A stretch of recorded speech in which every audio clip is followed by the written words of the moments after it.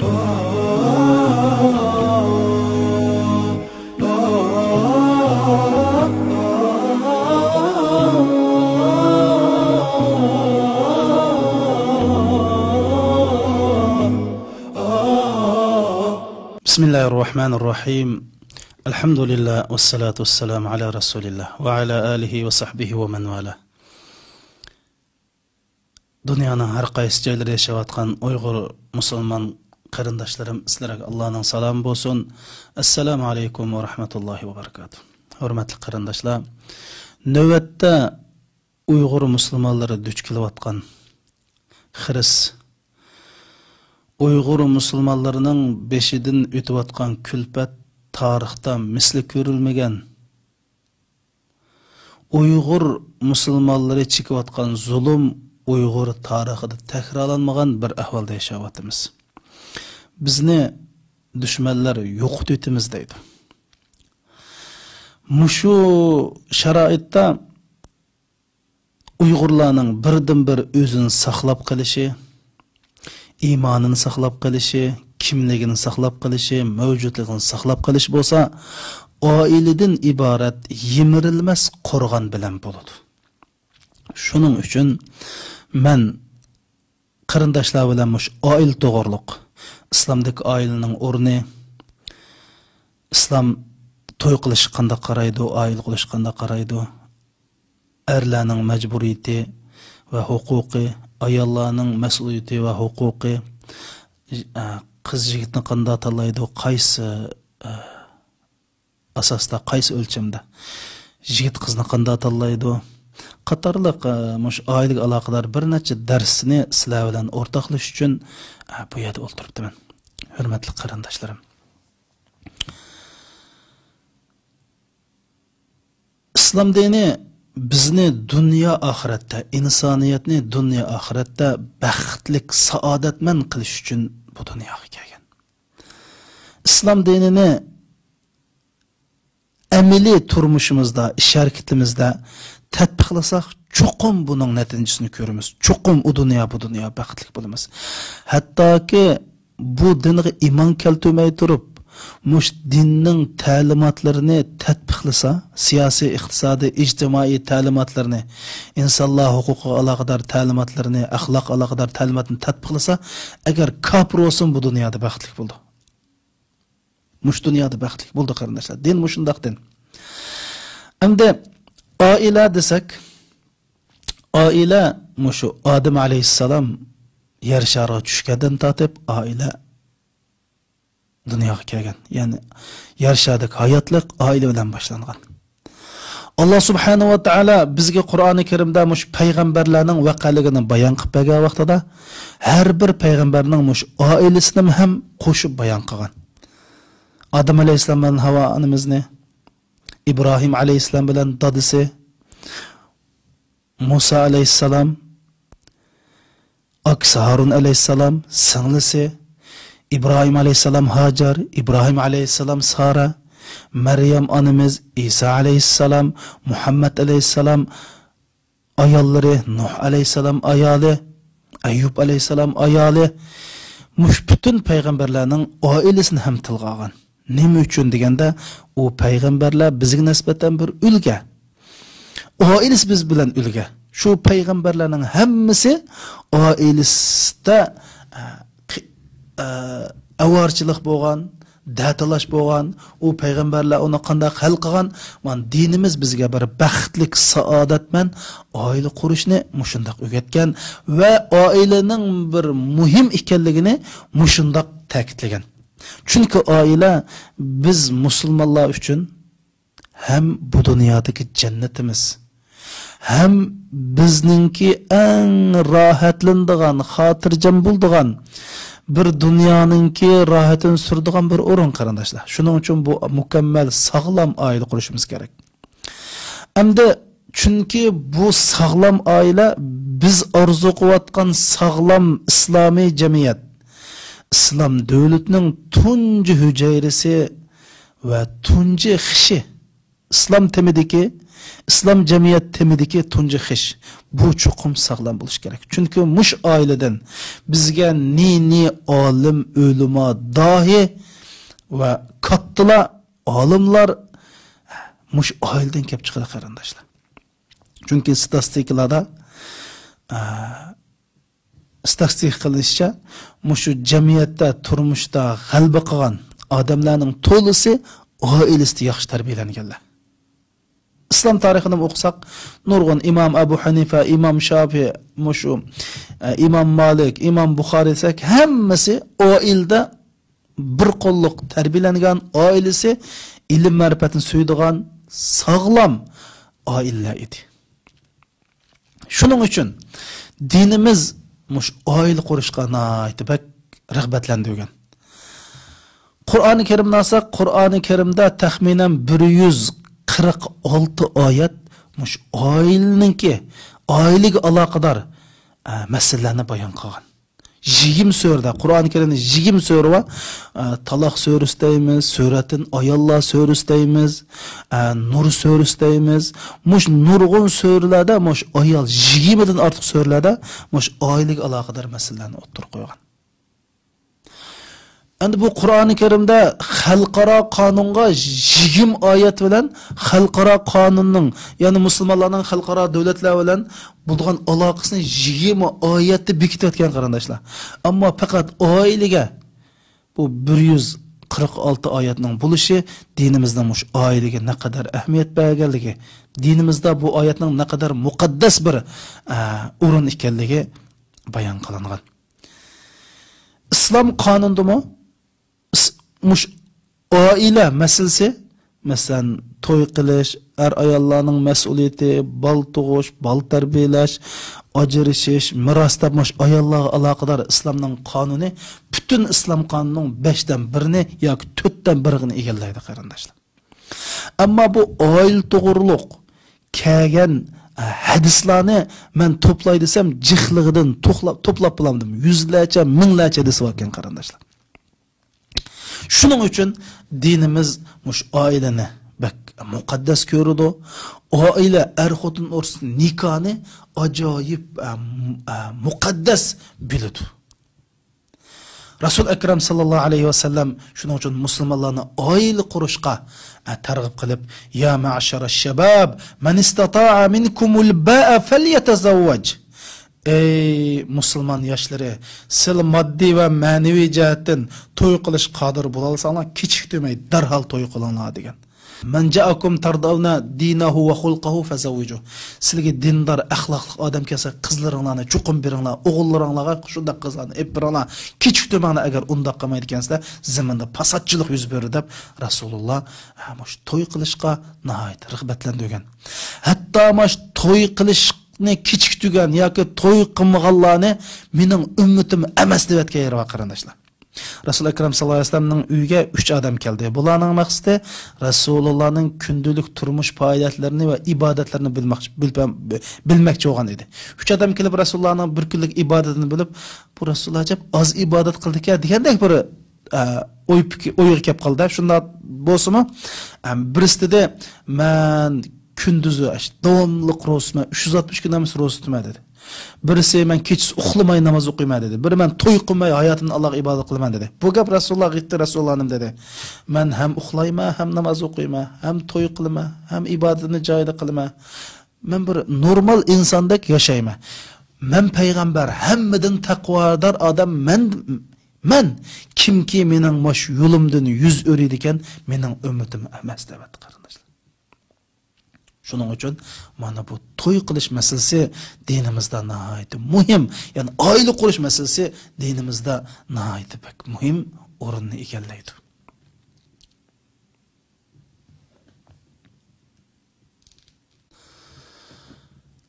Endi bizda do'q dinimiz insoniyatni dunyo oxiratda baxtsadat qilish uchun kelgan dedik. Endi har bir insonning baxtli yashash orzusi bor. Bu dunyoda baxtli, u dunyoda baxtli bo'lish orzusi bor.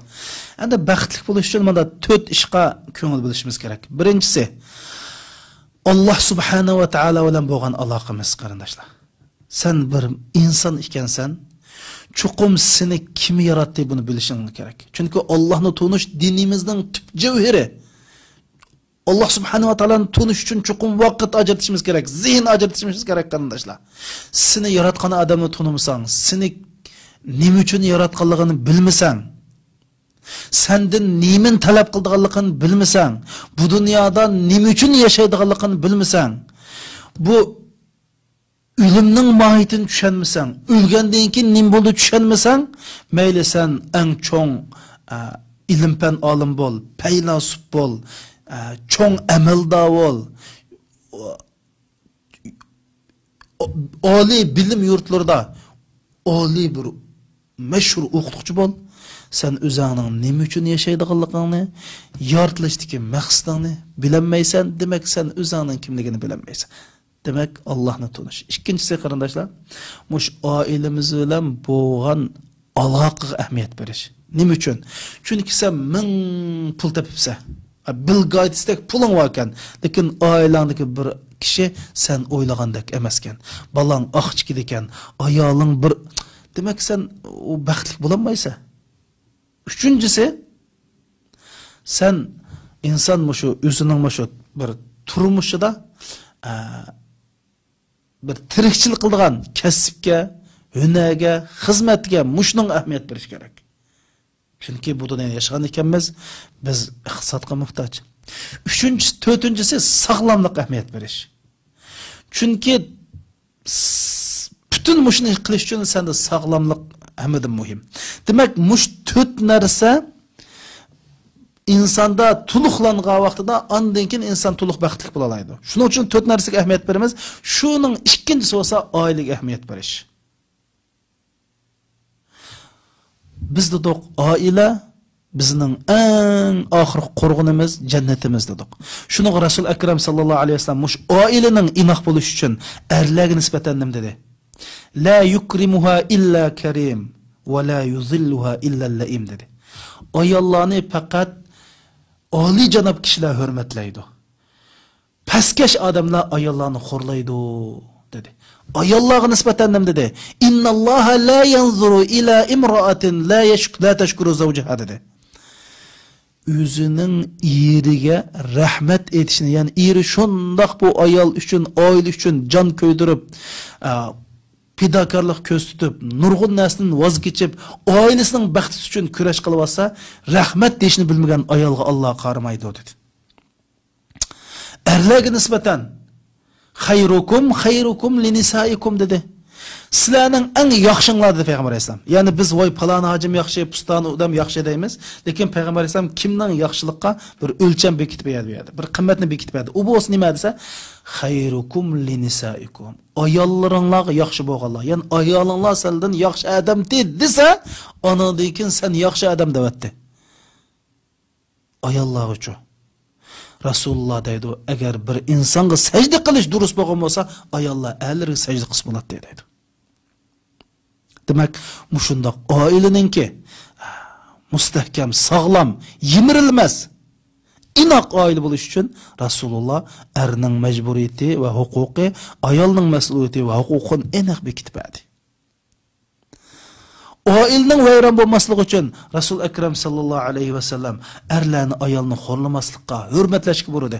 Alloh subhanahu va taolo Qur'oni Karimda va ashiruhunna bil ma'ruf, sizlar ular bilan chiroylicha uy tutinglar degan oyatga o'lmal tafsir qilib, bu yerda ayollarni hurmatlanglar, qadrlanglar degan bo'ldi. Qadrlashda sen ayollarni sen xop qilish emas, ayollaring xop qilib qolsa, shuni singdirib, ko'tirib, shuni sabr qiling degan bo'ldi deb tafsir qilgan. Ayollar uchun Ayyuma imra'atin sa'alat talaqaha bila ba'sin fala tajidu raihatul jannah dedi. Her qandaq bir ayol sababsiz yo'qlan ushaq tushak ishlar uchun shu ishlarni deb, yo'qlan ishlarni deb eridan xitni elishini talab qildi ekan, bu ayol jannat emas, jannatning purqini topolmaydi dedi. Buningdanmi mush oilninki bir mustahkam inoq oila bo'lishining zo'rligini bildirib turdi. Yana Rasulullohning bir hadisi bor. Mushu Azazul, ya'ni shaytonlarning boshlig'i, iblis o'zining xizmat ishxonasini nimaga qurdi? Bu dengizning o'ttirsa qurib, o'zining shaykillarini xizmatga boruydi. Keşti bu şaykalar xizmat dokulati berib, birisi deydi men palani o'ltagizyaptim, bir-birini zina qildiryaptim, o'g'rilik qildim, uni qildim, sen misik ha deb qo'ydi deydi. Birisi kelib, men bugun bir er ayolni ajrashtiryaptim desa, men o'ng tarafimda o'ltira deydi degan hadis bor. Buningdan bu oilaning vayron bo'lishi naqadar bir gunoh ish ekanligini bildirdi. Shuning uchun İbn Khaldun degan olim shundoq degan. Bir davlatningki taraqqiy qilishi, gullanishi yoki da orqada qilib vayron bo'lishi shu oilalarningki inoq sog'lom oila bo'lishi yoki bo'lmaslikqa munosabatli degan qarindoshlarimiz. Oilaning inoq bo'lishi uchun Rasul akram sallallohu alayhi va sallam mush ota-onaga hurmat qilish, ota-onaga yaxshilik qilishni jihoddan afzal amal qatoriga tizib Hadis şerifte ahabbul a'mal ilallah as-salatu fi vaqtiha ve bir valideyn thumma'l jihad. Allah en yaxshi ko'rgan amallardan namozni vaqtida o'qish, ota-onaga yaxshilik qilish va jihad qilish, undan keyin jihad qilish degan qarindoshlar. O'ylab boqinglar. Man lam yarham saghirana va lam yuwaqqir kabirana falaysa minna. Kichiklarga hurmat qilish, ularning huquqlariga hurmat qilish, ularning inson ekanligiga hurmat qilish. Ya'ni kichiklarni hurmatlamasanlar, cho'nglarni qadrlamasanlar, mening ummatim emas da'vat qarindoshlar. Oila qurishning muhimligidan mush oilada xarjlangan pul jihad xarjlangandan mu katta pul ekanligini bayon qilyapti. Demak, oila qurmaganlar mush oila qurgan odamlar erishadigan nurg'un savobdan mahrum qoldiganligini dedi. Oilaning muhimligidan. Men inshaalloh bir dastamaslarga deb berman mush islomning mush to'y qilish qanday qaragan islom dinimiz. Mush haq so'zlagan vaqtida bu to'y qilish bir ikki insonni ajr savobning bag'chisiga akirib qo'ydi qarindoshlar. Ayni qarasimi, mayni qarasimi, oldiga mansimi, keyniga mansimi savob qilinmaydi. Shuning uchun bu oila bizga muhim. Shuning dinimizning butun jarayoni mush oilani muqaddas, oila qurish, oila muhofazat qilish, mushni haqida so'zlasa, butun dunyodagi davlatning qonunlari oilani vayron qilish. Qarab boqing qarindoshlar. Davlatlar ayollarga ko'ngil bilmaydi, oilaga ko'ngil bilmaydi. Bütün təşviqatlarda oğullarının qız dostu, qızlarının oğul dostu. Şunlan dünyada dadısı yox, neçə min bala bu kesellər taqılıb atqan. Ey oylab baqılı. Mən şu Amerikanın ki Newsweek deydigan bir jurnal var ekan, şu jurnalın arabçasını oqudum. Bunun nim depdi desanglar bir alim depdi. Amerika sekretda deb. Nima ish qiladi vaqtida? Mush yaqinqi 10 yil ichida Amerikada haramdan tug'ilgan balalarni beqiyotgan onalarning, ya'ni dadisi yo'q balni beqiyotgan onalarning soni 7.500.000 ga bor debdi.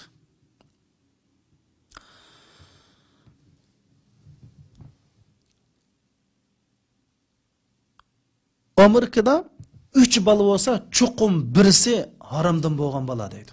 Yani 3 balni ko'rsang birisi cho'qim haramdan bo'lgan bala kedar deydi. O'ylab baqidi. Mush jurnalda deyotgan gap bu. Ballarga egolanmagan, ota-onalarga bayramlarda, hitlarda bir tilp o'yib qo'ysa, bu balani ayt hopadar balandi. Men mash o'z qulqim bilan angladim qarindoshlar. Amerikaningki sobiq zontoni bo'sh. Men ota-onamga ayt ko'ngil bilman, 15 kun bir qatim tilp o'yib qo'ymaydigan gapni mush qulqim bilan anglagan qarindoshlarimiz. Qizlar uydan chiqib qolgan, balla huquqi, boshqaranmaysiz, egolanmaysiz, kim bilan turibotidi, hatto kim bilan yetib qo'yibotidi, ego'g'lanmagan. G'arib mushu qarindoshlarimiz. O'ylab baqili, bu yerda bo'layotgan zina, fohisha, mush to'rda mushu oilani vayron qildigan, insonlarning axloqini vayron qildigan, qiz-yigitlarimizni zaharlaydigan, mush seriq narsini taqdan to'r bekatning soni 23 million deydi. Muşu məxsus rezil, seriq filmlarını taqtıdığan televiziya kanalının sani 200 min deydi. 200 deydi. 200.